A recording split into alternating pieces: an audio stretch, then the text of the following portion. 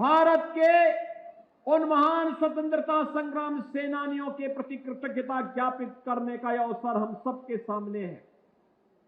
जब ये देश अपनी स्वाधीनता दिवस के आयोजन के साथ जुड़ रहा है, घर के ऊपर तिरंगा हो और हर भारतीय के मन में स्वदेशी का भाव जागृत हो।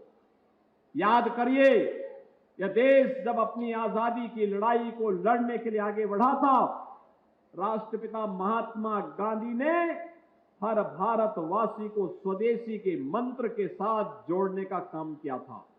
स्वदेशी हमारे जीवन का ध्येय बने, स्वदेशी हमारे जीवन का मंत्र बने। हम जिएंगे स्वदेशी के लिए, हम मरेंगे अपने देश के लिए। अपनी राष्ट्रभक्ति की इस पराकाष्ठा के साथ जब भारत आगे बढ़ेगा तो दुनिया की कोई ताकत भारत का बाल बांका नहीं कर पाएगी। और आजादी का ये संदेश हम सबको इस उद्देश्य के साथ आगे बढ़ाने के लिए प्रेरित कर रहा है।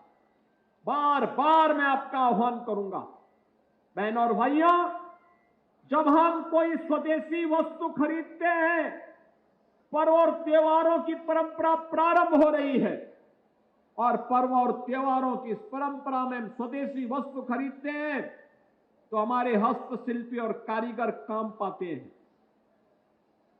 उसका जो पैसा हम देते हैं वह हस्तशिल्पी, कारीगर और हमारे उद्यमियों के पास जाता है।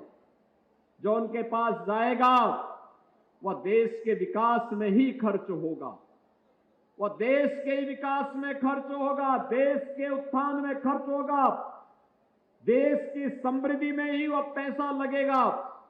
लेकिन जब हम विदेशी वस्तु खरीदते हैं तो विदेशों की वस्तु खरीदने की कीमत हमें उस समय तो चुकानी ही होती है, लेकिन बाद में आतंकवाद के रूप में भी हम उसकी कीमत चुकाते हैं।